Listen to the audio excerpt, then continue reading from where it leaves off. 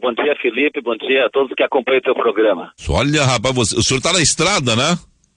Sim, eu estou na estrada, mas parei para lhe atender.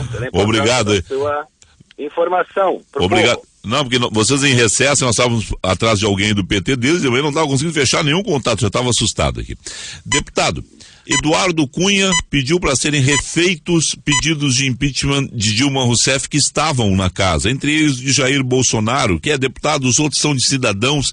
Falei há pouco com o Jair Bolsonaro até sexta-feira. Ele entrega baseado no artigo 85, parágrafo 2, crime de responsabilidade. Na avaliação dele, houve interferência do Poder Executivo no Congresso Nacional em questão do Petrolão, onde Dilma Rousseff, e o governo no caso, ganhou, né, várias das votações que iam a plenário. Como é que vocês se organizam, né, para combater essa questão do impeachment na casa? Porque Eduardo Cunha está dizendo que vai fazer tramitar.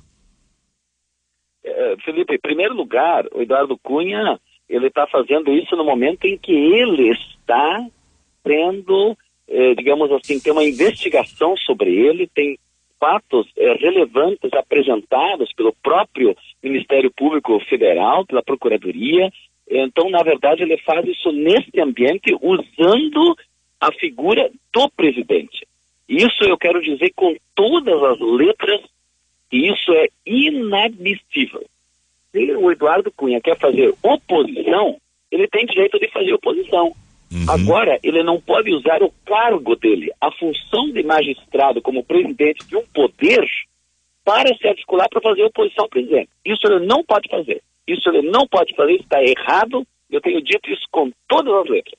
Segundo lugar, essa tática de, então, quando tu está encurralado, tu vai para ofensiva sobre a presidência e sobre o governo. São duas coisas totalmente diferentes, se usando do deputado Jair Bolsonaro. Então está sendo usado o deputado Jair Bolsonaro, que na verdade ele gosta mais de golpe do que de democracia. Mas vamos lá. Objetivamente, vocês não temem o enquadramento dos casos envolvendo Petrolão, no artigo 85, parágrafo 2, crime de responsabilidade?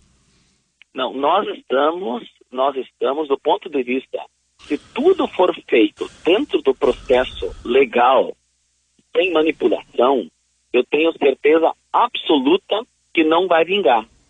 Como no Congresso nós temos agora rasgando Constituição, como nós temos manobras regimentais, é óbvio que nós estamos preocupados. Como é que nós não vamos estar preocupados? Nós, por exemplo, votamos há poucos dias atrás que não poderia ter financiamento empresarial nas campanhas, ou seja, as grandes empresas, os ricos, elegendo o Congresso. O povo tem que eleger livre, de forma cidadã, democrática. O que a mesa fez da casa? Encaminhou, alterando, manobrando o regimento para votar uma segunda vez o mesmo tema que, conforme a Constituição, artigo 60, não poderia ser votado. Depois, nós votamos para não ter a diminuição da maioridade penal. De novo, vencemos a votação e houve uma nova manobra que nós encaminhamos ao STF, que deve ser o guardião da Constituição, para que não tivessem essa rasgação, vamos dizer assim, que está se fazendo da Constituição do regimento. Então, este é o problema do país. No momento que não se respeita a Constituição, no momento em que não se respeita o regimento, no momento em que se faz nítidas manobras numa tentativa golpista de impedir que um governo democraticamente eleito possa fazer o seu governo, é preocupante, sim, é preocupante. E por isso que nós estamos dialogando com as entidades, nós estamos falando com a sociedade, a própria OAB. A OAB rechaçou essa atitude arbitrária que foi feita. Então, na verdade, nós precisamos, portanto, trabalhar, o esforço já está sendo feito para impedir que se faça golpe, que se desrespeite o povo que elegeu nas urnas. Porque hoje em dia o que acontece? Vamos ser claros.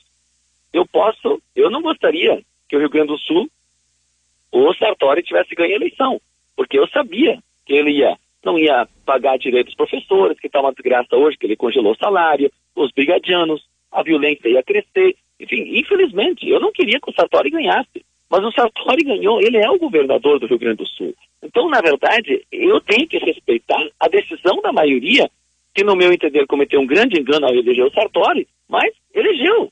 Então, essa é a realidade. Eu não posso agora no topetão tem de querer ganhar um ato que o povo, nas urnas, elegeu ele democraticamente. Então ele é o nosso governador.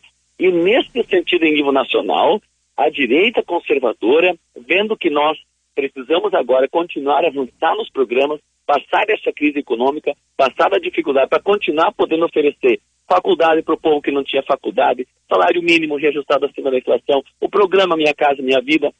Obviamente que isso contraria interesses. E esses interesses se manifestam dessa forma, tentando impedir, via golpe, alguém que Portanto, exemplo do que aconteceu lá atrás, Jair Bolsonaro citou, o artigo 85, parágrafo 2, foi usado no caso de Collor, o senhor não vê a mesma condição de usar esse artigo? Totalmente diferente. Nós não temos até agora, olha só, que eles estão há anos, volta e meia o tema do impeachment, tentando achar um lugar onde possa ter algum envolvimento. Não foi localizado, deputado, eu tenho certeza que não localizarão. Certo. Deputado, uma outra situação. Estamos conversando com o deputado Elvino Bongás, PT do Rio Grande do Sul. Eu só deixo comunicar aos ouvintes aqui, o espaço do esporte vai ficar para as 10 da manhã, para a gente dar mais ou menos o mesmo tempo para Elvino Bongás, com quem a gente conversou com Jair Bolsonaro. Uma outra situação que interessa ao Rio Grande do Sul, e tem vários ouvintes aqui se manifestando a favor do que disse Jair Bolsonaro, a questão do desarmamento. Jair Bolsonaro disse que existe hoje no Congresso Nacional um pedido para que o Brasil ratifique uma convenção internacional da ONU contra o armamento da população. Estados Unidos, China, Rússia não vão assinar, mas há uma pressão forte para que o Brasil assine. E na sequência também ele diz o seguinte, que há um projeto, inclusive do deputado Peninha, que ele apoia, está fazendo audiências públicas, uma vai acontecer em Chapecó nos próximos dias, para que a população possa ter o direito de se armar. Na avaliação dele, pelo que eu estou vendo aqui dos nossos ouvintes, o projeto passa, é maioria simples, precisa 2 votações depois do Senado, mas passa, muda a regra. Como é que vocês estão acompanhando essa situação? Esse é um debate muito sério que nós precisamos fazer com toda a sociedade. As estatísticas mostram que toda vez que tu tens uma arma e tu não é preparado para ter esta arma, no assalto, num ato de violência, a maior parte das vezes a pessoa fica vitimado, ou seja, é morta. As violências domésticas em relação às mulheres, quantas mulheres são mortas exatamente por pessoas que usam armas dentro das suas casas e que qualquer intriga familiar, as mulheres é as que mais sofrem. Então, se nós formos olhar todas as estatísticas, nós vamos ver que o fato das pessoas ou terem arma, elas são vitimadas, porque daí elas reagem, o bandido já está mais, digamos assim, mais preparado, infelizmente, a bandidagem. Nesse caso, o que acontece? Quem vira vítima? O bandido ou a pessoa de bem que tem a arma? A pessoa de bem que tem a arma. Então, esse é o tema que nós precisamos pensar. A mulher que é vítima, muitas vezes, outro dia eu vi uma família onde as crianças dentro de casa brincaram com o revólver que o pai tinha e uma criança matou o irmãozinho em casa. Eu não quero essa situação, eu não quero de jeito nenhum. Então, esse é o debate sério que nós temos que fazer, porque o que está atrás, as pessoas dizem, mas o bandido está armado e as pessoas de bem não estão armadas. Mas é claro que nós temos que fazer um programa de segurança mais forte, mais usado, para desarmar exatamente o bandido. É o tema do contrabando, temos um conjunto de outros temas que é muito profundo para a gente em 1 minuto, 2 minutos, Felipe, poder dar todas as argumentações que estão colocadas nesse tema. Agora, certo, eu me coloco inclusive à disposição para a gente fazer um debate específico sobre Perfeito. Isso. Como é o tema da maioridade penal. Mas na forma como está hoje... Só, Felipe, só para colocar. Por favor. No início do tema da maioridade penal, era a mesma questão. 90% das pessoas, se dizia, ao menos que as pesquisas apresentavam, as pessoas estavam a favor da redução da maioridade penal, porque elas não sabiam que dentro do ECA tem já uma punição de restrição à liberdade, ou seja, de prisão, vamos dizer assim, a pessoa fica recluída, restrita da liberdade durante 3 anos. Nós estamos dentro do ECA mudando agora para 10 anos, o Senado já votou inclusive essa questão, porque senão eu jogo um jovem que tem apenas 0,01% dos jovens cometem crime violento. Então, em função de 0,01 de jovens que cometem crimes violentos, eles cometem crimes violentos, então esses precisam ir junto na cadeia com os outros criminosos. Nós começamos a fazer esse debate e está mudando a opinião da sociedade sobre isso. Sim. Agora eu quero falar de coração, que a gente não pode entrar numa onda, porque essa ideia exatamente que o Jair Bolsonaro representa. Mas, não, deputado, eu vou dizer o seguinte, eu não sei se é uma onda, tá? Eu não sei se é uma onda. Nesse momento, tá? Assim, ó, eu não encontro ninguém, eu tô dizendo na boa, poderia ter um, outro aqui, que nesse momento digo assim, não, o deputado Bom Gás tá certo, as pessoas estão mandando torpedos e WhatsApp pra cá dizendo o seguinte, não, quem tá certo é o Bolsonaro, as pessoas têm mesmo... Eu compreendo isso. Nós tínhamos uma época, isso é que nem a ideia que aparece nos momentos da história do mundo. No momento em que o Hitler massacrou e exterminou com os judeus, naquele momento, a sociedade alemã apoiava ou não apoiava o Hitler? Apoiava. Então, mas no momento... Se hoje, Felipe, agora a segunda pergunta. Se hoje você vai perguntar, estava certo o Hitler ao dizimar, naquele momento, os judeus? Todos vão dizer que não. Mas naquele momento se criou, ou pela exposição muito forte dos atos de violência... Deputado, eu tenho um minuto, deputado. Tá vendo? Eu tenho um minuto e uma colocação. O que tu faz? Tu acaba criando um ambiente, e é exatamente essa a intenção. Esse é o debate. Eu quero dialogar frateramente com as pessoas que estão mandando WhatsApp, que estão falando, porque qual é a tese?